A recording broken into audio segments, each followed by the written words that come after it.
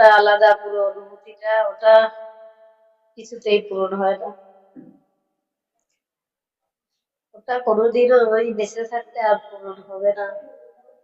বহু প্রতীক্ষিত আমাদের সেই অভয়ার মা, যিনি কিন্তু ভারতবর্ষের শ্রেষ্ঠ প্রধানমন্ত্রী, তার কাছে আবদার জানিয়েছেন যে আমার মেয়ের ছবি নাম এবার সবার সামনে আসুক। এবং প্রধানমন্ত্রী মোদীজি তিনি কিন্তু ওনার মাথায় হাত রেখে আশীর্বাদও করেছেন। যদি কি বলবেন? সেদিন মোদিজির সভায় আমি ছিলাম।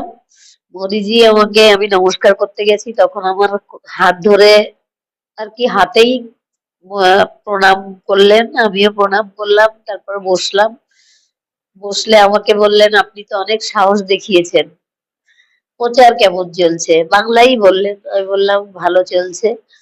তারপরে আমি বললাম, আমার মেয়ের ন্যায় বিচার চাই আমি, আর আমার মেয়ের নাম ছবি প্রকাশ্যে আনতে চাই। তখন আমার মাথায় হাত রেখেছিলেন। পরে যাওয়ার সময় প্রণাম করে গেছেন, আর কথা হয়নি। আমি মোদিজিকে একটা গিফট দেব, আমি নিয়মটা জানতাম না যে রাতে দিতে হবে ওটা। আমাকে ওই গিফটটা নিয়ে কেউ মঞ্চে উঠতে দেয়নি, আমি তাই মোদিজিকে কোনো গিফট দিতে পারিনি। এটা আমার একটা দুঃখ রয়ে গেছে।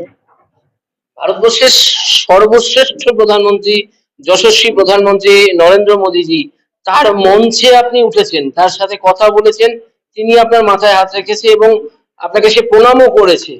আহ, এতটা দুঃখ, এতটা ভারাক্রান্তর মধ্যে কতটা খুশি আনন্দ!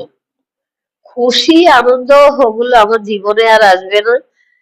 হয়তো জিতবো, আনন্দ হবে, কিন্তু সেই যে একটা ভারাক্রান্ত, সেই যে একটা শূন্যতা, সেটা আমাকে সবসময় গ্রাস করে রাখে। ওই শূন্যতাটা কোনোদিন আমি বেঁচে থাকতে পূর্ণ হবে না। পানিহাটির বুকে তো আপনার হাজারো মেয়ে রয়েছে, হাজারো মেয়ে আপনার পাশে দাঁড়িয়ে রয়েছে, আপনার হাত শক্ত করেছে। তখন কি কখনো মনে হয় না যে কিছুটা অভাব পূরণ হলো? ওটা আলাদা পুরো অনুভূতিটা, ওটা কিছুতেই পূরণ হয় না। ওটা কোনোদিনও ওই বেঁচে থাকতে আর পূরণ হবে না। আচ্ছা, যদি ধরে নিই যে পানিহাটি থেকে আপনি জিতবেন, ধন্যবাদ কাকে দেবেন? কলতানকে। কেন কলকাতাকে কেন? পরে বলবো এগুলো, যদি জিতি তারপরে বলবো। আচ্ছা বেশ, কলকাতাকে ধন্যবাদ দেবেন, কিন্তু কখনো মনে হয় না যে আপনার মেয়েকে ধন্যবাদ দেবেন?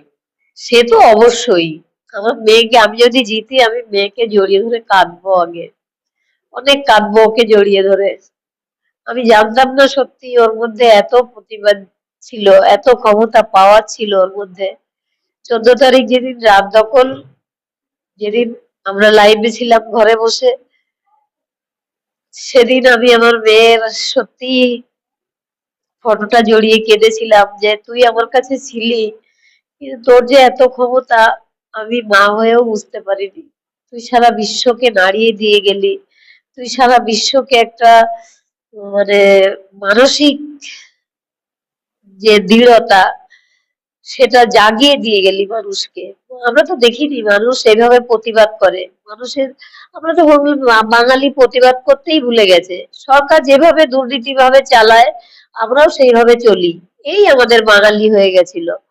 কিন্তু হঠাৎ করে একটা মেয়ের মৃত্যুতে পুরো বিশ্ব আন্দোলনে নেমে পড়লো। এও এক অভূতপূর্ব।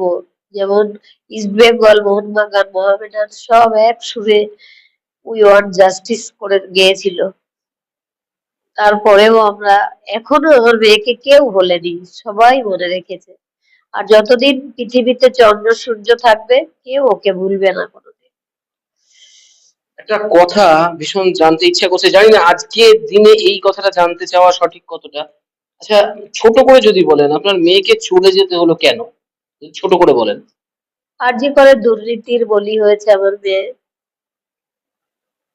অনেক দুর্নীতির কথা আমাকেও বলতো, ওর বাবাকে বলতো, বাপি আমি যে ওখানে আছি এটা কাউকে বলো না, আমি কাউকে ভর্তি করতে পারবো না ওখানে, ওখানে টাকা দিয়ে ভর্তি হয় পেশেন্ট, টাকা দিয়ে পাস ফেল হয়, এগুলো বলেছিল আমাকে। কিন্তু তার জন্য যে ওকে মেরেই ফেলে দেবে কারোর অন ডিউটি অবস্থায়, এটা কখনো আমি ভাবতে পারিনি।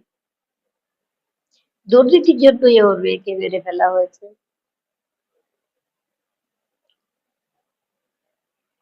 আজ তবে এতটুকুই থাক, বাকি কথা 4 তারিখের পরে হবে। কি বললেন দিদি? আমি জিতবো, সারা পাটিহাটিবাসী জিতবে, সারা বাংলায় পদ্ম ফুল ফুটবে, আর ওই হীরক রানীকে আমরা এবার টাটা বাই বাই করবো।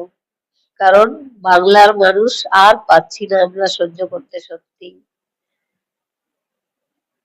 আসলে রবি ঠাকুর বড্ড ব্রাত্য আমাদের কাছে, তার সেই কবিতাটাই মুখে এলো, তাই আপনাদের সাথে শেয়ার করলাম।